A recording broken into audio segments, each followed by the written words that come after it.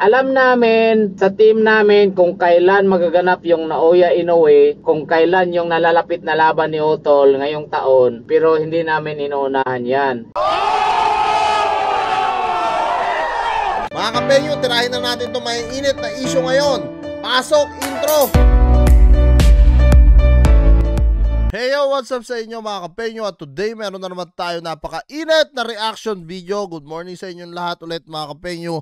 At dito nga meron na naman tayong update na nasagap dito ngayon kay Pinoy Duelo PH at talagang mukhang meron ngang parating na mega fight etong si Utol Janriel at yung mga iba pa nating boksingero dahil etong promoter ni Utol Janriel Casimero na si Maseo Kiito from Treasure Boxing Promotion nandito nga raw sa Pilipinas, talagang may gagawin na naman at may mga plano etong si Maseo Kiito na gagawin dito sa Pilipinas para nga makakuha ng mga potensyal na boxer para mapalaban nga dito sa Japan ulit mga kapenyo. At mukhang may pag-asa etong si Utol Janriel Casimero na makalaban muli. At alam naman natin mga kapenyo, nung mga nakaraan naglabas nga etong si Jason Casimero na abang-abang nga lang daw tayo na mga boxing fans at mga naniniwala sa kanila na meron nga raw talagang mega fight. So yan mga kapenyo, mukhang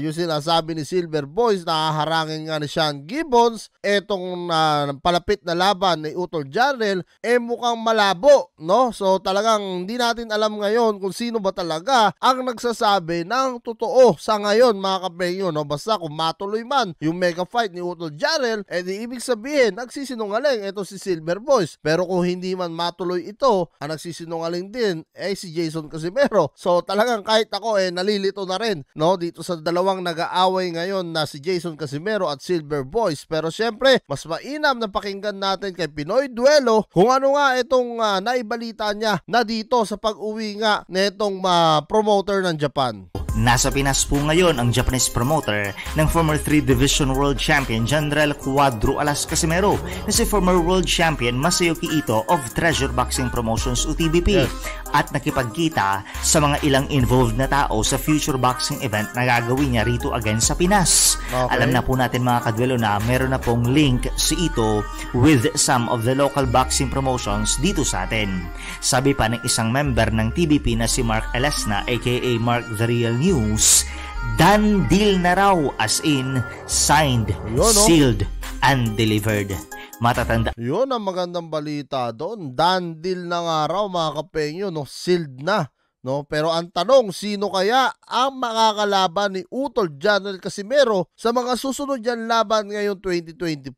Pero syempre, alam naman natin lahat, hindi naman tanga yung mga boxing fans na hindi pa talaga si Naoya Inoue ang una niya makakalaban etong first 6 months ng 2024. Siguro bandang end of 2024 na makakalaban ni Utol Janriel etong si Naoya Inoue talaga. Pero ang tanong, kung manalo muna eto si Utol Janriel at impressive yung kanyang pinakita, malamang sa malamang malakas ang kutob ko mga kapenyo na matutuloy ang Naoya Inoue at Casimero kahit paharangan yan ni Sean Gibbons. Naibahagi na po natin mga kadwelo ang isang latest announcement ni Ito about his first boxing event sa Pinas para sa taong ito. Naibahagi na rin ng brother coach ni Cuadro Alas na si Jason Casimero na isang maganda at malaking laban daw ang susunod na duelo ni Cuadro Alas. Hindi lang daw nila pinangungunahan ang promoter sa pag-anunsyo.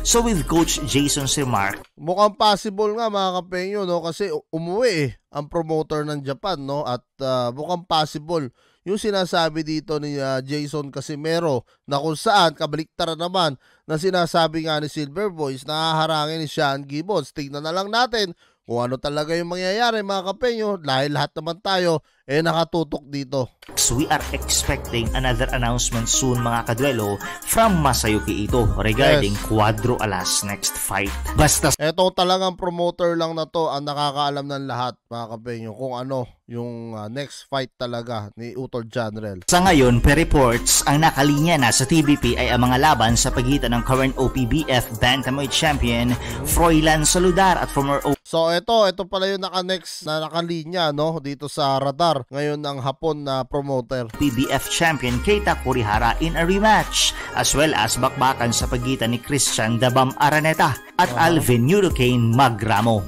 Duelo for the IBF Light Flyweight Title Eliminator. Boxing event in partnership with Mega Boxing Promotions. So ayan mga kampenyo, ano nga masasabi nyo dito, no, sa pag-uwi ng Hapon na promoter ni Utol Jarnel Casimero from Treasure Boxing Promotion, at mukhang matutuloy ang mega fight nito ni Utol Jarnel Casimero ngayon 2024. Kabaliktaran na sinasabi nga ni Silver Boys na haharangin daw kuno ni Sean Gibbons dahil sa pagsama ng loob nito kay Jason Casimero. Comment nyo na lang down below lahat ng mga opinion nyo mga kapenyo, at lahat po yan mababasa ko. Maraming salamat mga kapenyo, at kita-kits na lang tayo sa susunod kong reaction videos.